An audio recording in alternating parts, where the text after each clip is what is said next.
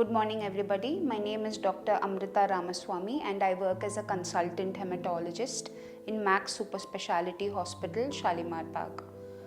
Today, let's talk about a very common disease called immune thrombocytopenia or ITP. ITP is a very common disease, and we see it day in and day out as hematologists. We have spoken at length about cancers and blood cancer and lymphomas and myelomas. So today I just wanted to speak to you about a very simple disease, benign disease, something which is not cancer, and that's why I chose immune thrombocytopenia.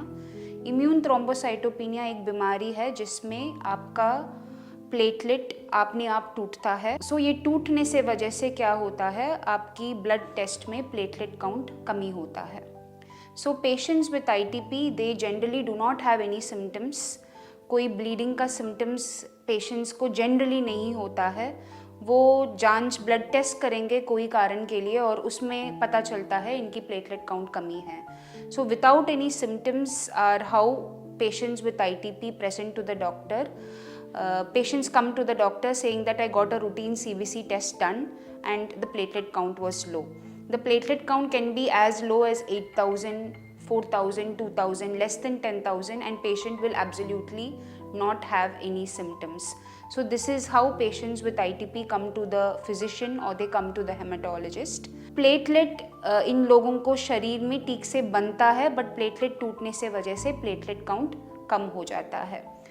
क्या इलाज करते हैं ITP में? Platelet ज़्यादा टूट रहा है, सो वो टूटना कम करने के लिए हम कुछ दवाई देते हैं. The most important treatment for ITP is steroids. The first line treatment is steroids.